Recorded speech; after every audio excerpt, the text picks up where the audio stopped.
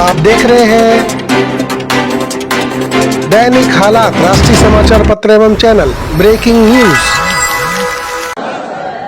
अखिल भारत हिंदू महासभा जो कि भारत का सबसे पहला राजनीतिक पार्टी है और भारत को अखंड हिंदू राष्ट्र बनाने के लिए कटिबद्ध है, आज उसके 112वें स्थापना दिवस के अवसर पर मंच पर उपस्थित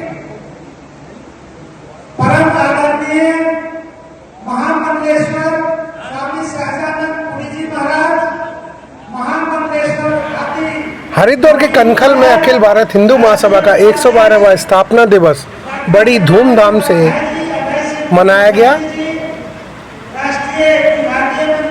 आप देख रहे हैं Dainik Halaat news. Anchor Bindesh Chaturvedi, report Devnath Mishra. Doctor Munna Kumar Sharma, राष्ट्रीय अध्यक्ष अखिल भारत हिंदू महासभा ने अपने विचार व्यक्त किए। आप देख रहे हैं दैनिक हालात न्यूज।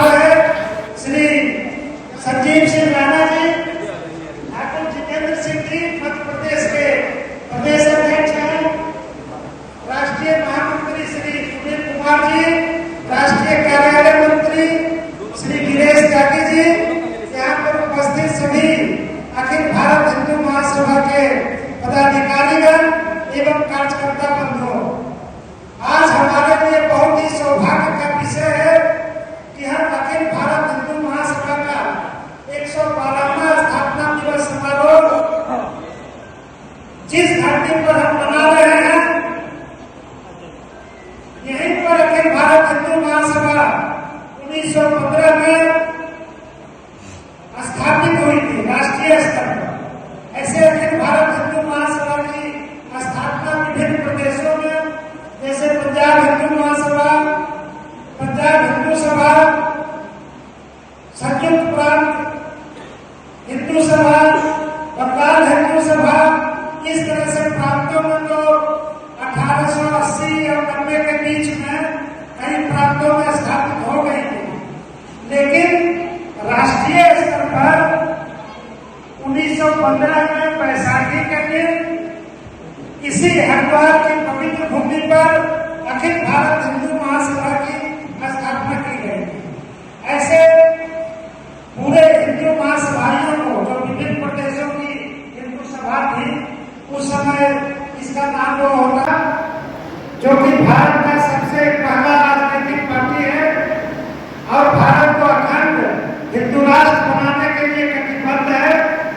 आज उसके 112वें स्थापना दिवस के अवसर पर मंच पर उपस्थित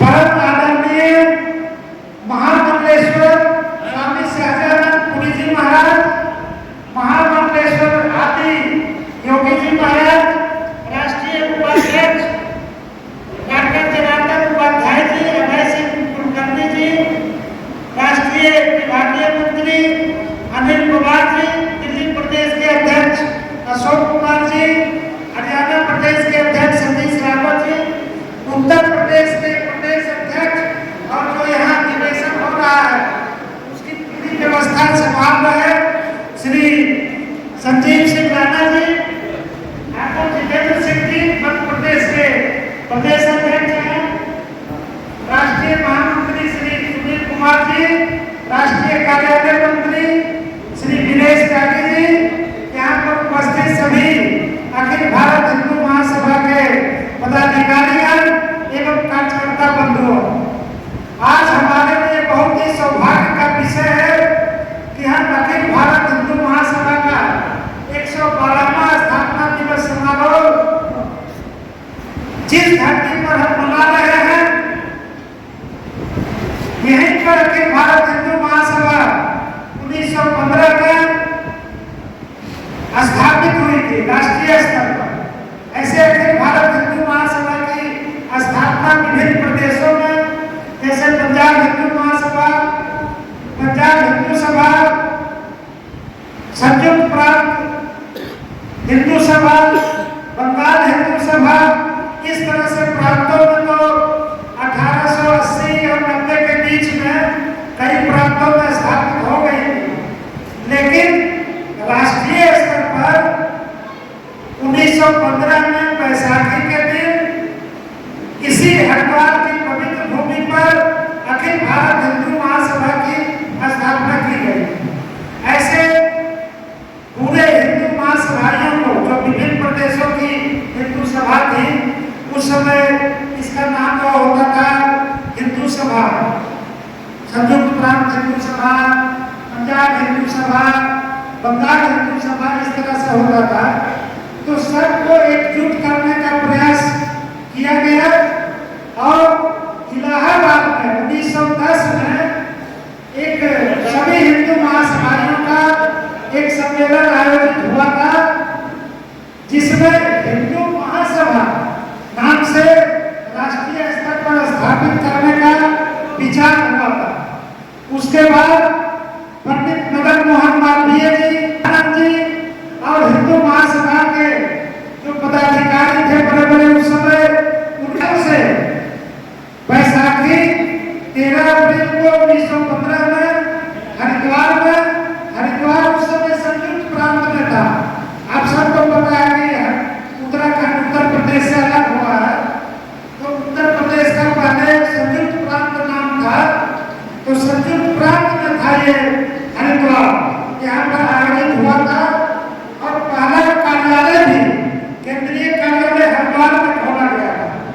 हरिद्वार से बाद में दिल्ली शिफ्ट हुआ था और फिर जब भारत सरकार ने 1935 में वहाँ पर मंदिर राज में, नई दिल्ली के मंदिर राज में 4 एकड़ भूमि अलॉट की थी अखिल भारत हिंदू महासभा को, तो वहाँ पर भाई परमानंद जी और हिंदू महासभा के नेताओं के प्रयास से एक बहुत ही भव्य बिल्डिंग का निर्माण किया गया था, जिसका नाम दिया गया था हिंदू महासभा भवन।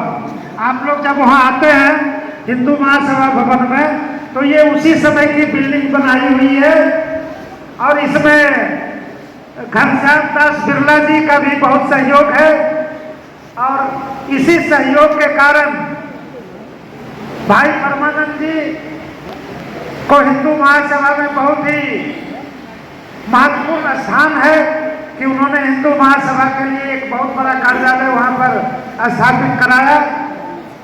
आप सबको पता है कि 600 साल मुसलमानों का शासन रहा और 600 साल में जब मुस्लिम सल्तनत, जो मुगलिया शासन कहते हैं, वो जब कमजोर हो गया तो अंग्रेज आए व्यापार करने के नाम पर ईस्ट इंडिया कंपनी के माध्यम से। और उस समय का जो यहाँ का शासक था जहांगीर, उसने ईस्ट इंडिया कंपनी को यहाँ पर व्यापार की अनुमति दी थी। फिर अंग्रेज व्यापार करते करते भारत भूमि पर कब्जा करना शुरू किया, राजाओं को हटा के और वहाँ पर अपनी सत्ता स्थापित करना शुरू किया। सबसे पहले ऐसे राजा जिनके कोई पुत्र पुत्री नहीं थे, उनको बेदखल करके उन पर कब्जा कर दिया। अगर ये राजा की मृत्यु हो गई तो उसके राज्य पर कब्जा कर दिया। इस तरह से वो कब्जा करना शुरू किया और बढ़ते बढ़ते वो लगभग 1850 के आसपास तक लगभग अधिकांश भूमि पर वो कब्जा कर चुका था। उसके बाद जो राजा जिनका शासन वहाँ पर कब्जा किया या जिनको उसने नोटिस दिया कि अब आप छोड़ के जाओ नहीं तो हम हमला करने वाले हैं, या ऐसे राजा जो अंग्रेजों के अधीन आने वाले नहीं थे, जैसे उसमें झांसी की रानी, वीर कुंवर सिंह, तात्या टोपे, ऐसे कई नाम थे जिन्होंने अंग्रेजों के खिलाफ विद्रोह किया। और जो 1857 का जो प्रथम स्वतंत्र समर हमारे हिंदू महासभा के नेता वीर सावरकर जी ने पहली बार 1857 के विद्रोह को प्रथम स्वतंत्र समर का नाम दिया था। पहले लोग इतिहासकार इसको 1857 का विद्रोह कहते थे, लेकिन सावरकर जी ने कहा कि नहीं, ये एक साधारण विद्रोह नहीं था, ये हिंदुओं के द्वारा, भारतीयों के द्वारा ये अंग्रेजों के खिलाफ प्रथम स्वतंत्रता संग्राम है, जिसमें कि कई राजा अंग्रेजों से युद्ध करते करते शहीद हुए और बड़ी उन्होंने कड़ी टक्कर दी। अंग्रेज लगभग हार के कगार पर थे, लेकिन चूंकि हमारे जो हिंदू राजा थे वो एकजुट नहीं थे, सब राज्य अलग अलग था। कोई ऐसा उस समय राजा नहीं था जो पूरी भारत भूमि को एकजुट कर सके। तो ऐसी स्थिति में अंग्रेज धीरे धीरे कब्जा करते चला गया। जो 1857 का जो विद्रोह हुआ उसमें हिंदू राजाओं और हिंदुओं के साथ साथ उसमें कुछ मुस्लिम नवाबों ने भी उस लड़ाई में साथ दिया। तो वो बड़ा मुश्किल से अंग्रेजों के लिए वो लड़ाई वो जीतना बहुत मुश्किल हुआ और उसको लगा कि जब तक हम हिंदुस्तानियों में फूट नहीं डालेंगे तब तक हम भारत भूमि पर कब्जा नहीं कर पाएंगे। तो उसने फिर अपने पॉलिसी में चेंज किया और मुसलमानों को आगे बढ़ाना शुरू कर दिया और हिंदुओं को दबाना शुरू कर दिया। उसने एक था वो जो अलीगढ़ यूनिवर्सिटी है, अलीगढ़ एंग्लो मुस्लिम एंग्लो स्कूल के नाम से वो स्थापित किया गया और एक अपने को विद्वान कहता था सर सैयद अहमद खां, जिसको अंग्रेजों ने सर की उपाधि दी थी उसको, चूंकि उसका वो दलाल था। तो हम सर सैयद अहमद खां के माध्यम से मुसलमानों का तुष्टीकरण उसने शुरू कराया।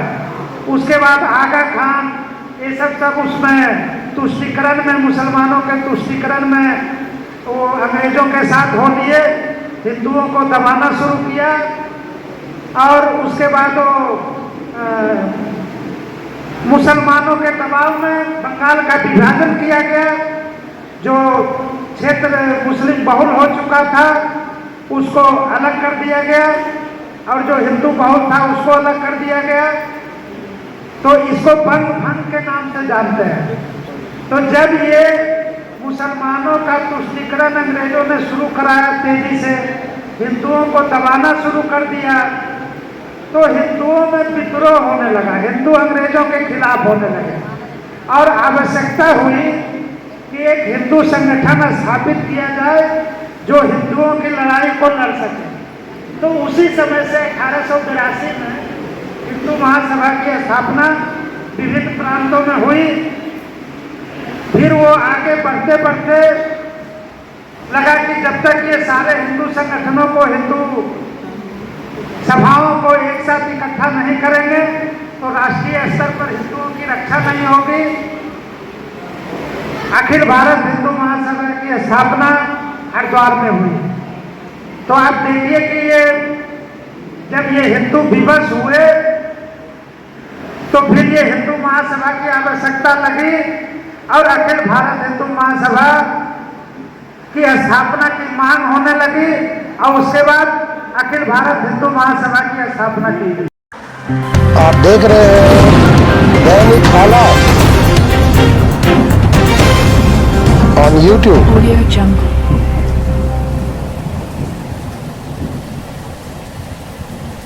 आप हमारी वेबसाइट पर भी ये चैनल देख सकते हैं, दैनिक हालात न्यूज़.simdip.com।